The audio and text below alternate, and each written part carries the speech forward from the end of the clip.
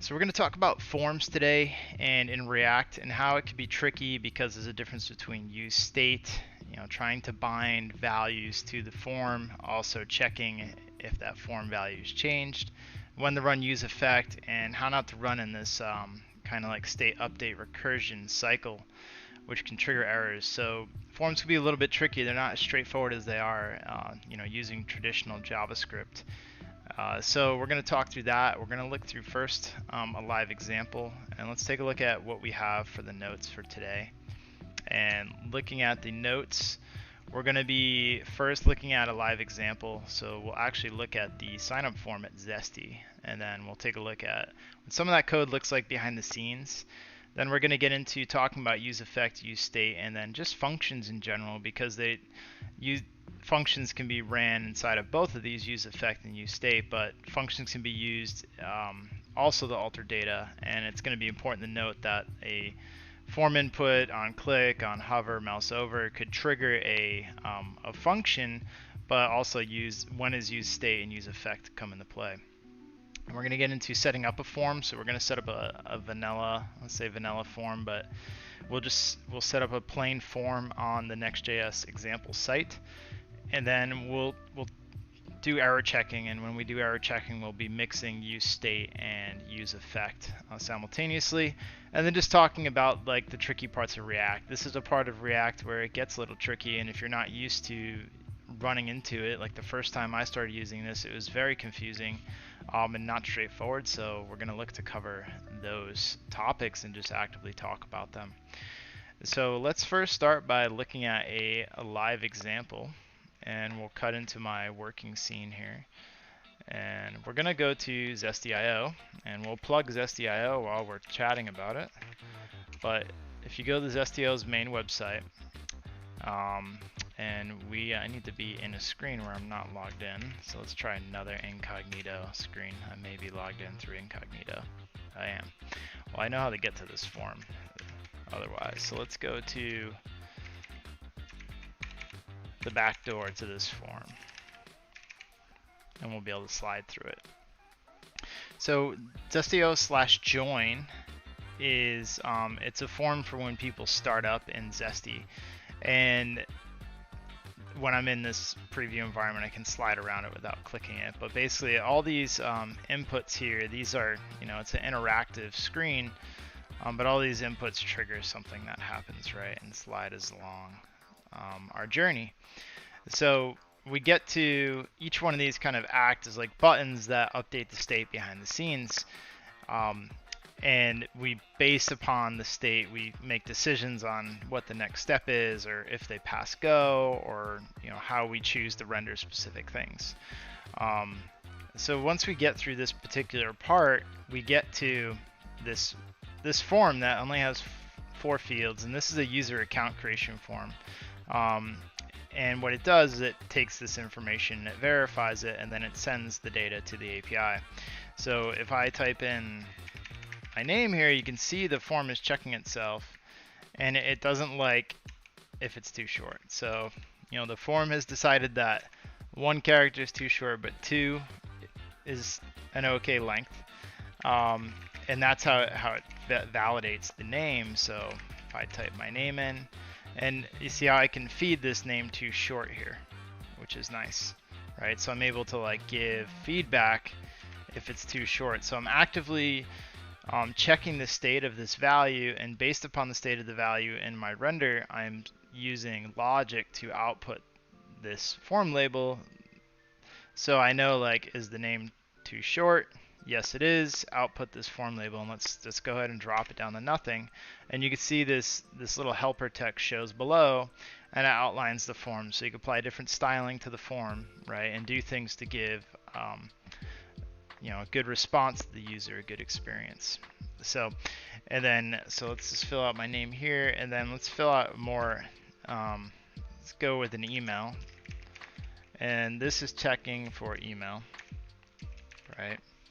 So that knows, and it's got an email set up, so it knows that this is an email and this isn't, right? So this is what it's doing, is it's, again, the email is being written to state actively, and then that state value is being tested against a function that is looking at the string and it's saying, okay, does it have certain parameters? Does it look like a valid email?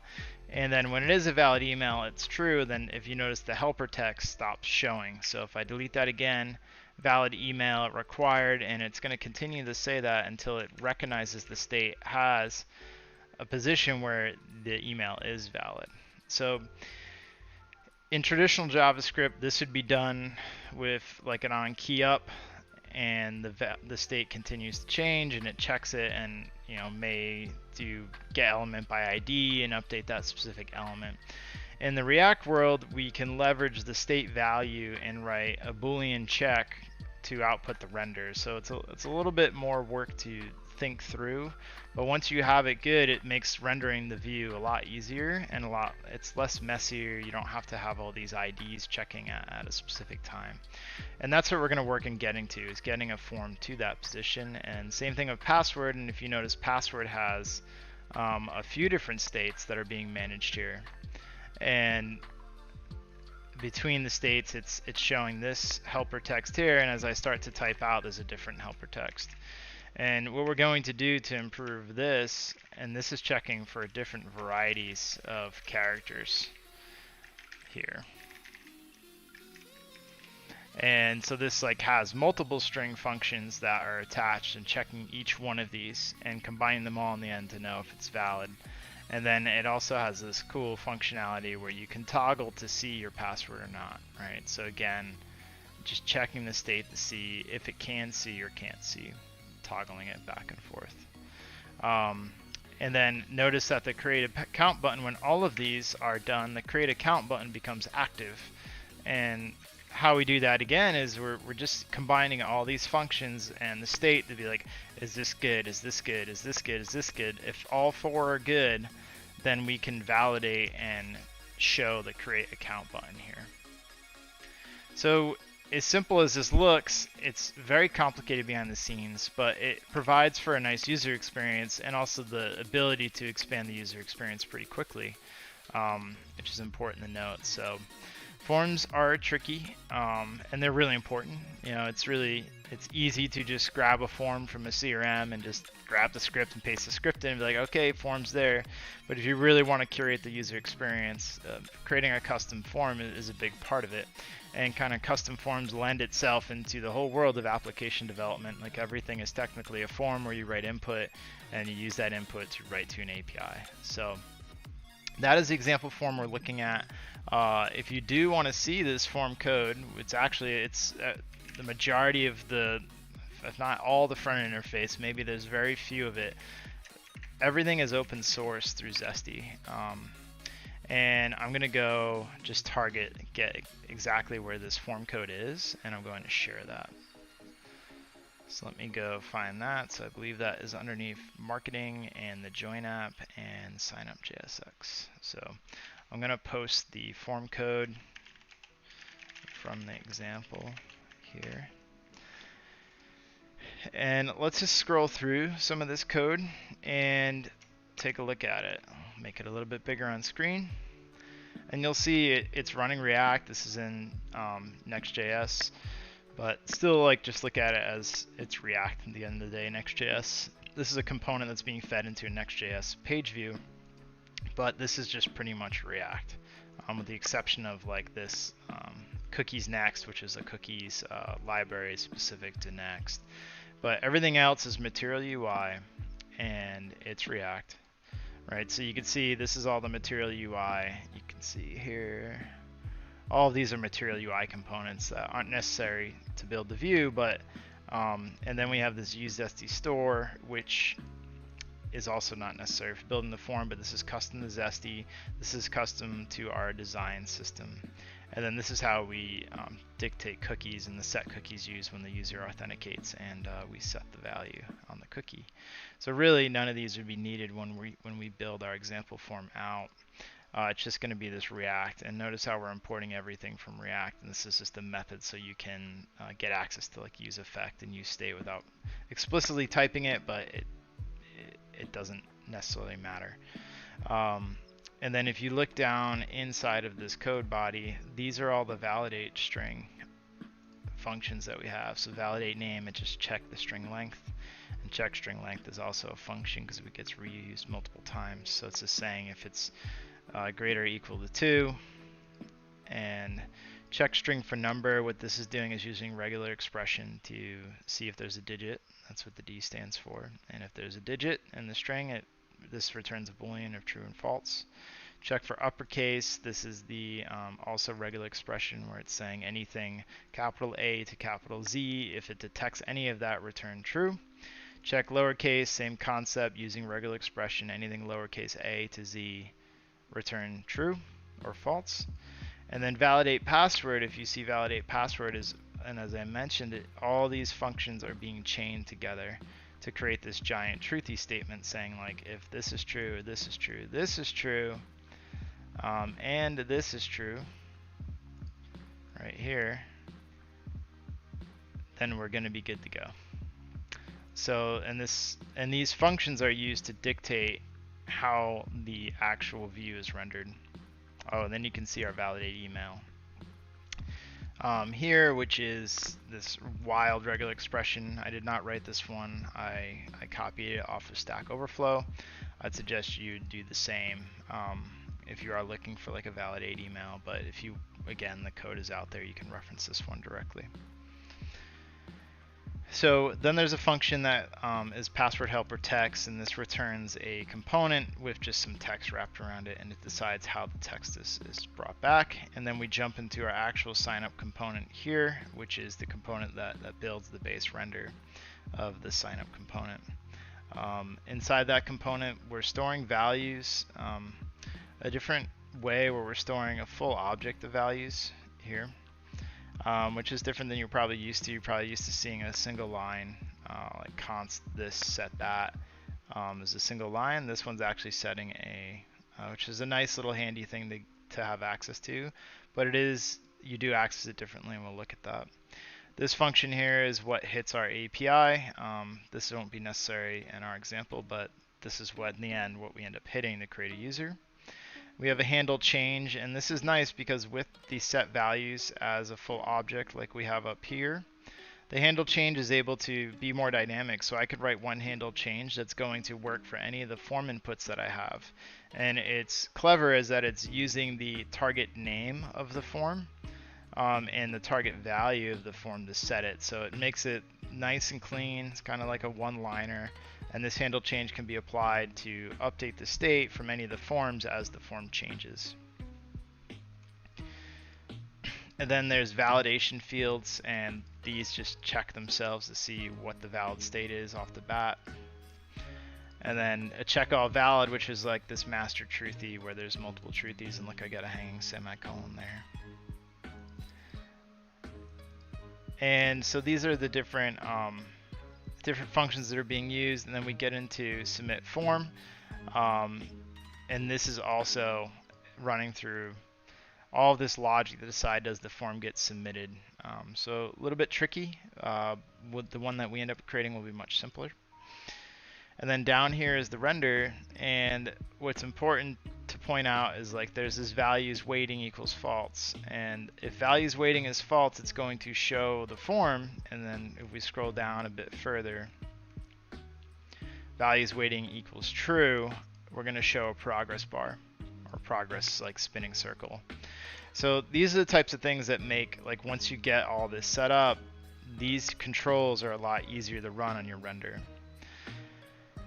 And we're using Material UI, so the text field has a built-in error, and it's going to show an error based upon this Boolean value you point in, but we're going to do error checking in a vanilla form, so we're not going to be using Material UI, and we'll show how that's done without it. But it's going to look very similar to this, where it checks the value, and if the value is, based upon if it's true or false, it will render an output. So quite a bit of setup for building a form in React, but it does pay off because it is more scalable, and it's something that, if you comment it well and build a component right, it's something the team can access and update. Whereas I've built a lot of forms in my time, and if you're using just like regular JavaScript or using some sort of plugin or jQuery extension or whatever it may be, it gets messy and it gets hard to modify, and you want a form to be working, you want some good error checking in there. So we're going to jump into, let's take a look at the notes and see what the next point is. So we just went over the example, and we're going to talk about the use effect and use state functions now, because a prime part of this application of the form is going to be leveraging use effect, use state, and just general functions to have the form operate. So let's just jump into the use effect docs for React just to have a brush up on what it is. So if React calls these hooks now. It's kind of new. They used to have like component did load, component on render. They had these different functions that were involved in a ES6 like class-based module. Now you have the option to bring in these what they call hooks. So use effect is a hook that's going to, upon the change of something, it could be always be changing based upon the change that occurs inside the component.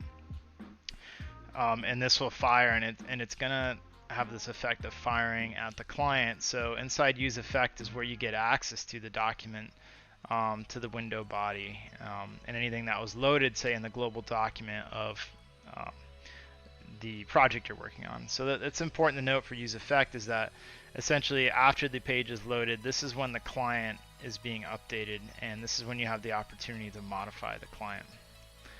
And I'll just post docs here into chat.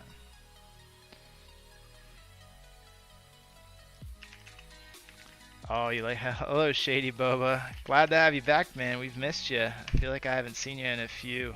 But yeah, if you like this hat, pretty cool. You should support the Phoenix Suns. And they got new throwback jerseys to match. I'm gonna have to check those out. So, so jumping back into that, the docs of use effect posted in chat.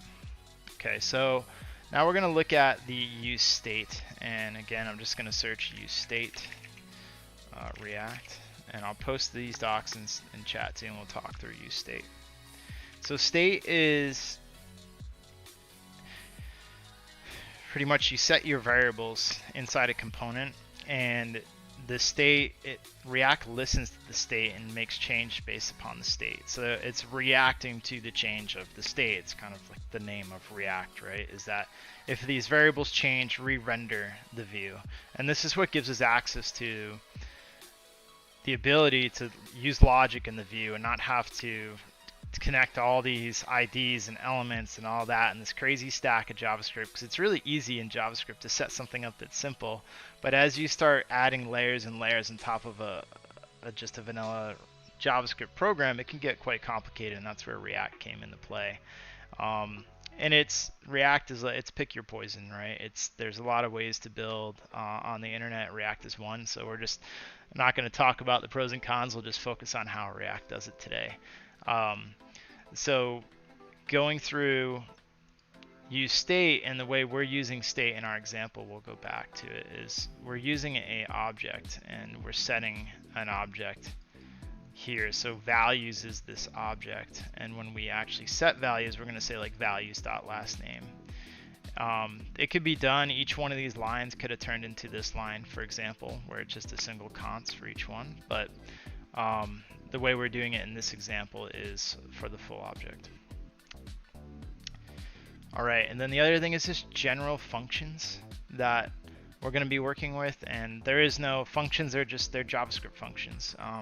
You can do specific things in React, like you can return JSX, which is kind of like the primary thing with React, and JSX is their like templating language, where I'll show an example of JSX where this is returning JSX, which is essentially like what looks like an HTML tag, but it's represents a component, and this form helper text would need to be built somewhere. So it either need to be imported or written in line. So those are the key things that we need to know with React before we jump into like building the example. So let's jump back into notes and have a look at what we're seeing here. So we just talked about use effect, use state, and just general functions, and now we're going to go into our project and we're going to set up a form. And we're going to start real slow. We're not going to use vanilla HTML input. We're not going to use a fancy framework or anything. We're going to just work with React, and we're using Next to generate to do the page routing, but what we're doing isn't necessarily going to matter that we're using Next. It's going to be about React. So we are going to jump into coding mode here. Let me get my screen set up for that.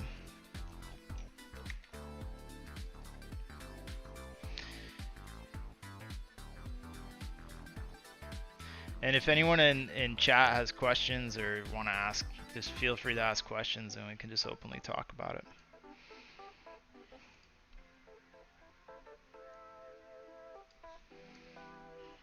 All right, so get into the working state now. So what we're running with in this project is the Zesty live stream examples. Again, I'll just post the chat. And when this session's over, this live coding session, I'll commit and push up the changes so they can be viewed.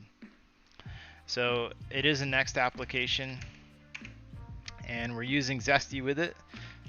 You can go for a Zesty Community Edition. Just go to zestio.com. Just zesty.io in the browser, and you can click Try Now in the top right-hand corner to get started. So we're in our next project, and we're gonna just npm run dev to get the project running. Sub to my channel. This is rx3dev. So we got the next project running, and we could test to make sure that the next project's running by just going localhost 3000, and we'll see our page. So what we're gonna be working with in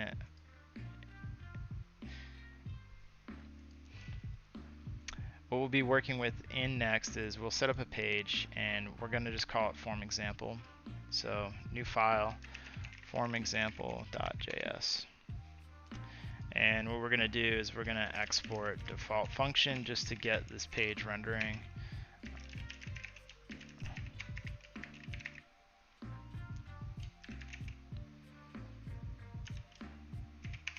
And we're going to return hello world.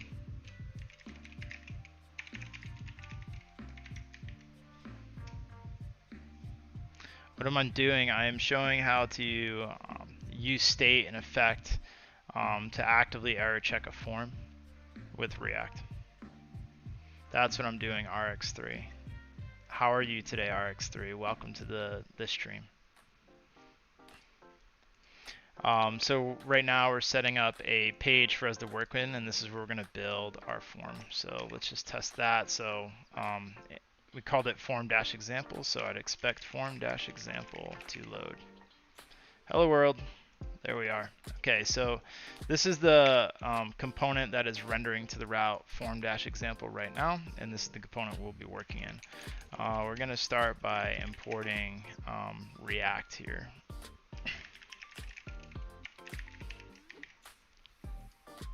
And this will hot load. We can test that by saying test. You see that test hot loaded. So that's the nice part about working with Next is like the hot load's built in. You don't have to configure any additional stuff using Webpack or whatnot. If you start with the next project, you get a lot of nice features out of the box with routing and hot loading.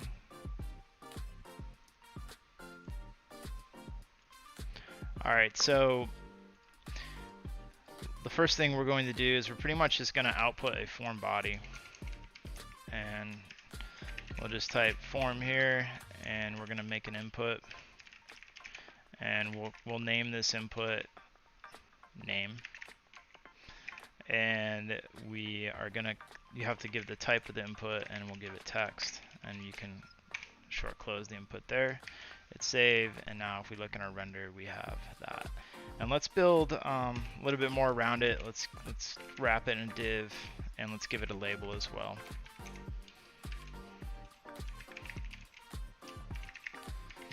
All right, so we're just doing a single input form right now, and then we're going to give it an ID, and the ID will be name. And for the label, this is for compliance. You want to make sure you tie the label to the input. So when a screen reader looks at this, it'll be able to, because it can't derive what this input is, but when it looks at the label, it will read the name of the label, which we're using the word name a lot. Let's just change this to first name for the sake of not confusing the attribute name with the word name. So let's go like this. All right, so the label first name is for this input first name here.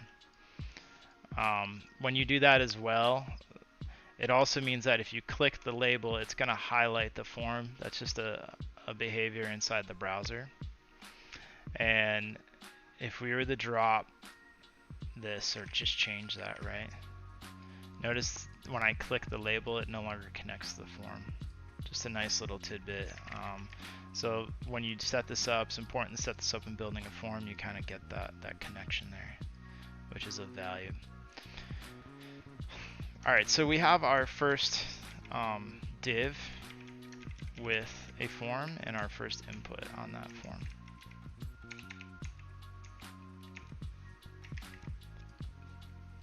And I just clean up this code here. We'll make this a little bit smaller since we're not really working in a huge environment. Get more of the code in there. Like that. Cool. All right, so now we're going to work on setting up the state. And we can say react.useState. And we'll reference this code here.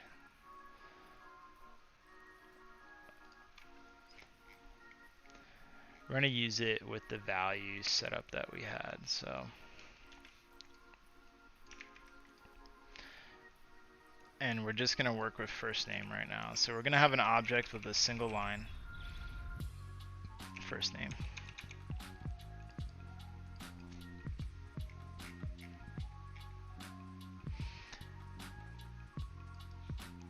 And we're going to, this one's name is first name. We're going to camel case it.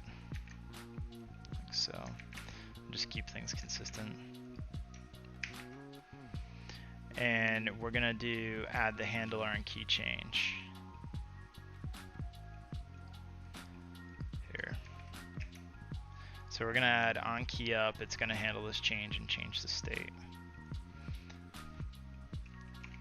And down below in the form we'll say, we'll create an H1 and say your first name is, and we'll go values dot first name like that. So it's going to output our first name, and we have to create this handle change function, and I'm going to steal the exact one we just looked at.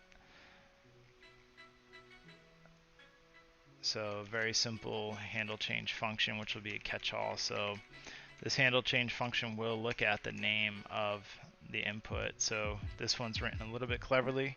There'll be a one-liner and a catch-all. And what it's doing is this handle change, it gets fed an event, and that event is represented by E. And each event has a target, and the target's going to be the form. So what it's doing is it's getting the event, and down here it's saying the event target. The event target is the form. And here we're just saying dot name, and that's how we get access to this. And then target and dot value is going to be the input value, which you don't see here, but we're going to see over here. So we'll save this. And now if we type a name, my name is Randy. So what's cool about the state is that you can use the state in multiple places. Is that once the state is set, let's clean up this code, you're able to access it anywhere in the view, right? So we'll give an example, another example here. So I'll create a horizontal rule,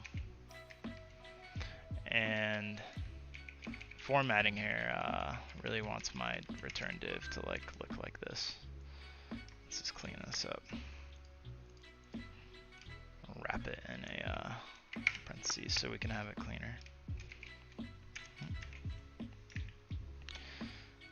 So we have this horizontal rule. Your name is Randy, and we're gonna show off how you can use this value now to decide if you output something. So I'm going to create an H2, H3 here, say, do you have a name?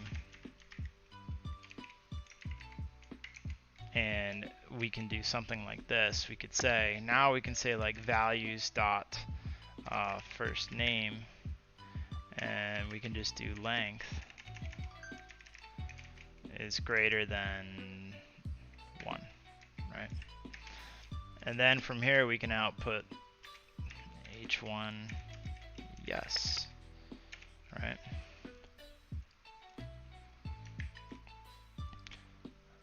So do you have a name? Yes, but if I delete my name, I don't have a name, right? So it's no. And if I want to create another, say, do you have a name if it's less than 1, right? No. And then this one, technically, I want to do greater than or equals then, right? So do you have a name? No. And if I start typing a name, yes, I have a name. So you can see how we're actively using and rendering, like we're using this value to determine what we render in the body.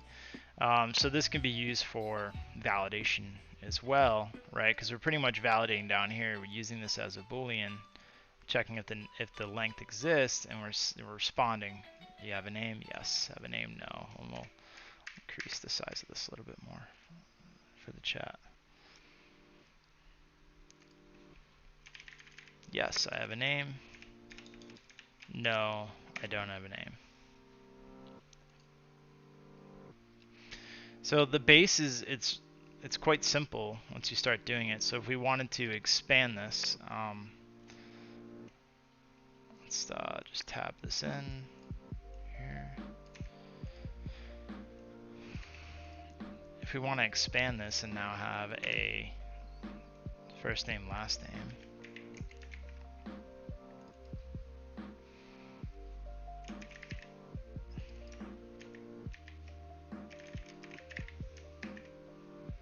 we now have a form with a first name, last name, and notice that our name here, we want to make sure that we register in this object. Since we're doing this dynamically, we then have a last name.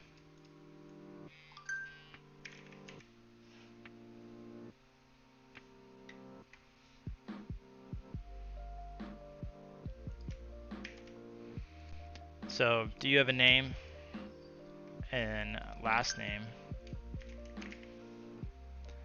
No, because I'm only checking first name value. So you notice that will be here.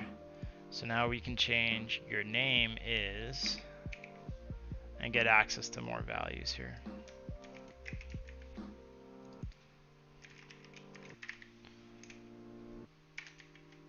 So now it's going to be typing out the full name. And this is just using state. So this code example is, far simpler than the one we looked at initially because we had a lot of logic going on in the application itself. Any questions from chat about how this works? This is like pretty straightforward. So I'm gonna go ahead and make a commit on this and push it up. That way the code can be seen.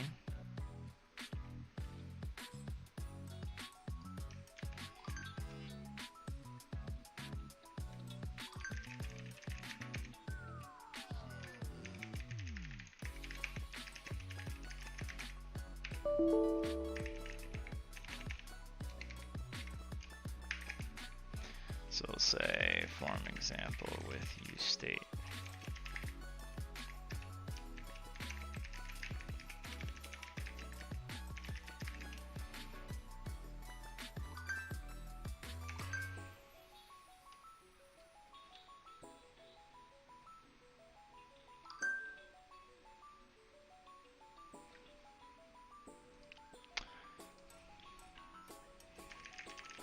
Kick that server back up. And we'll post the code.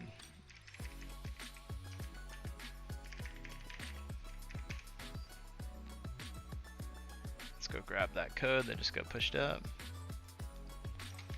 There's the commit.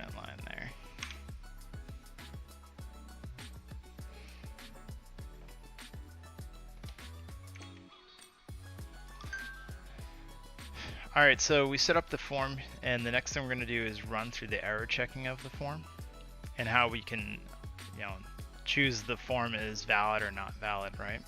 So we're going to use the same two values for first name, last name. We'll set up a submit button, and we'll set that submit button state in a disabled state, and we'll use the logic that we have to toggle the state. So back in our working example,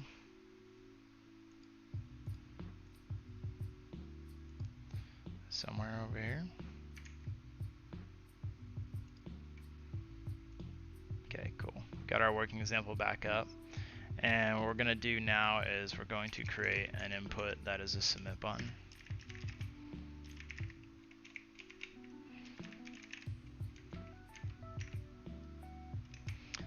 And if we give it a value, it's going to be his name. So we now have a submit button. It doesn't do anything, right? It's posting to itself. It's not doing anything. What we want to do is we'll do an onClick handler. And we'll make a function called submit.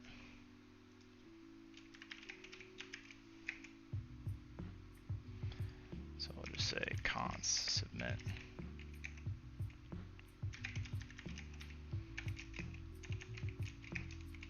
And I'm just going to make this simple form sent, and we'll just see if that submit fires.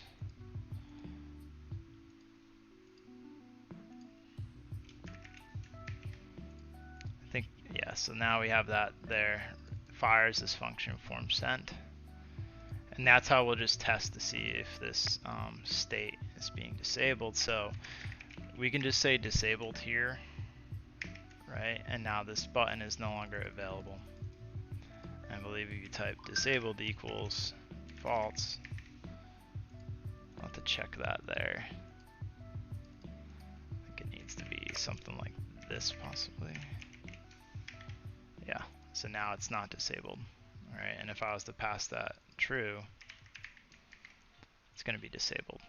So in order to check this value, we're going to set up a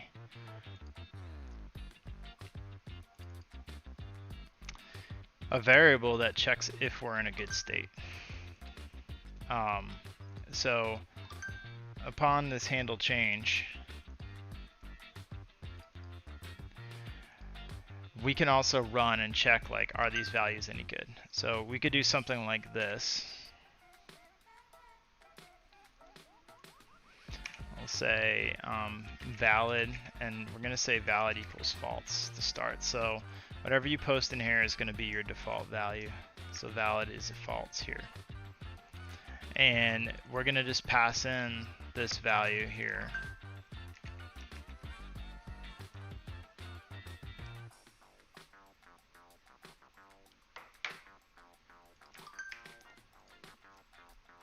And valid is false. So values.valid is false right here. So we're passing the Boolean over to it, and it's false. So disable true, if we change that, it's disabling the form in real time.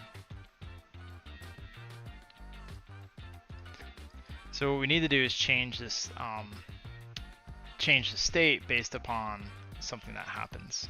So we're going to start by making the valid true. We're going to say valid false. Basically, this is going to be false. And then down here, we would want to say valid equals false. Oh wait, just makes more sense. And then if we switch to valid true, it's going to swap that out. Alright, so we're going to start with valid is false. So the submit button's not there. And now we're going to add a name, and we want to have, if there was a change to the name, we're going to check if it's valid. So this can be done inside your handle change function, and you can see the values. You can add a different function too to listen to the actual change of the events, but this is where we're going to use a use effect. So let's get a use effect fired up. go ahead and look at their docs and copy in their use effect, copy in their generic hook here. So we're not going to copy anything in there, but we also need to say, the way we're importing it, we can need to say React dot here. And we'll console log in here just to console log out what is going on. Hello world. So this should fire every time the state changes now. And we'll open up our state just to see that. Open up our console log to see that. So you can see down here we have it firing. And notice that every time the state changes right now, this use effect is going to run.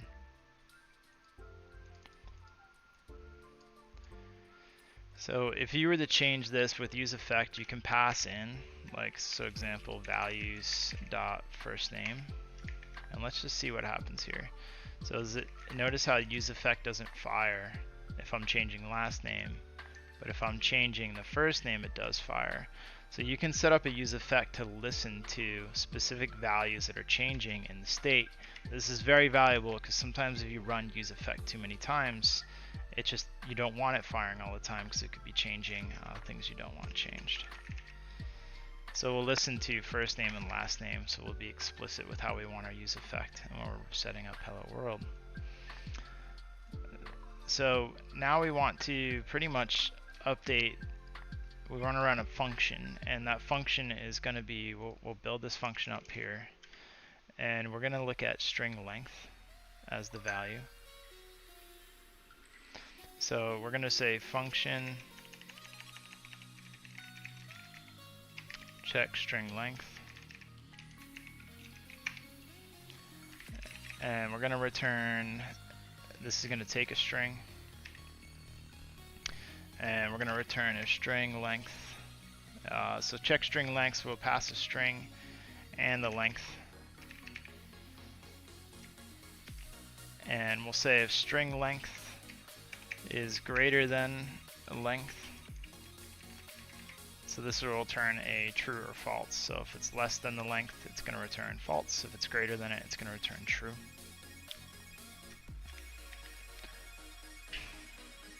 And what we can do here is now we can run this function. Say if check string length, we can do values dot last name, for example. We'll give it the value of 2.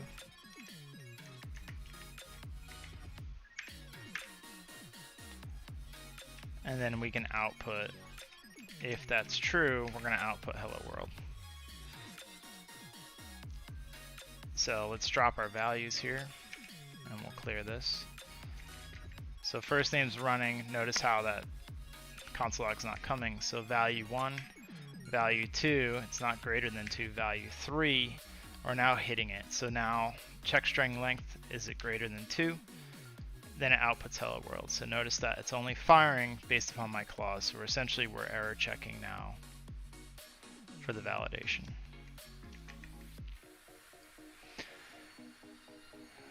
So what we want to do is we want to update this value of the use state. And why this matters, why we added this here, is that we now have access to update this value in the state without triggering use effect to rerun again. So we're going to copy this line of code instead of after hello world. So if it's over that, we're going to update the value here of the value is going to be valid, and then we're going to change this to true. So we go back, form sent, let's see, so there we go.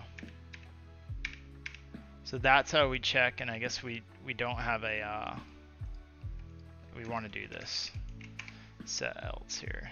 That way if the form isn't valid. So what I'm doing is I'm checking, I'm going to drop my hello world now and set this to false. So basically if the string length is greater than 2, it's going to make the form valid, which is going to turn on the submit button. If it's less than 2, it's going to turn off the submit button.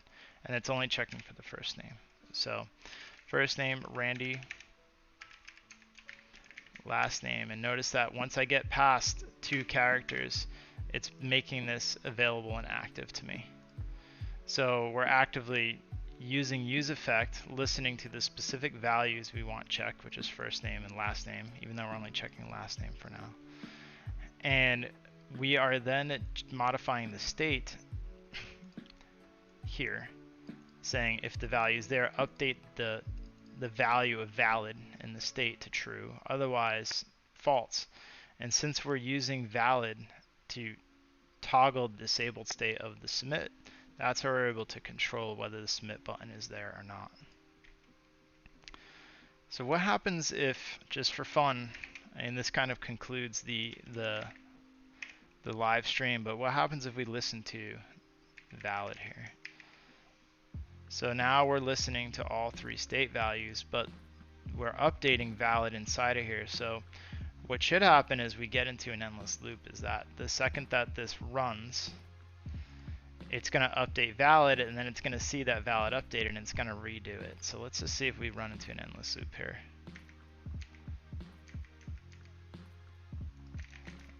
Looks like we aren't, which is good. But I feel like I've ran into an endless loop with this issue before, and why you don't want to listen to it. I don't know if anyone in chat knows why that's happening. What's up, Faisal Ahmed? You're from Bangladesh. That's awesome, man. Welcome to the stream. If you have any questions, go ahead and ask. I've seen this run into issues where you run into this endless loop because things are always being checked, and when this value changes, it's most likely not because it's setting it to true, and if it continues to set itself to true, it's not going to be changing. If this was a random value, it should trigger the issue. But since it's pretty much always true, it's not actually changing and not triggering the update. So if we were to just get like a random number JavaScript here, let's go math.random. So let's just replace this with something that we know isn't correct, just to see if we can trigger this bad state. So there we go. All right, so that's triggering the bad state, and notice how it's going to update forever. This will crash the browser. This isn't healthy.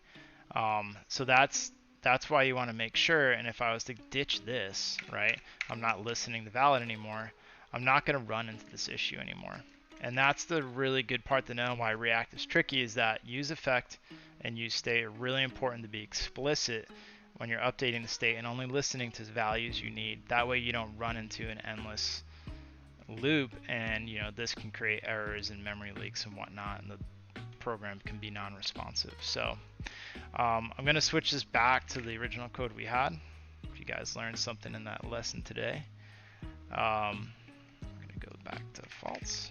I'm going to commit this code up, and this code will be available at the live stream repository, which was posted in chat. And if you guys are interested in checking out awesome CMS that's great with Next.js, go to the Zesty.io, try free button, top right hand corner, fire up your instance today. So thanks for tuning in, and we'll see you on Thursday. See you later.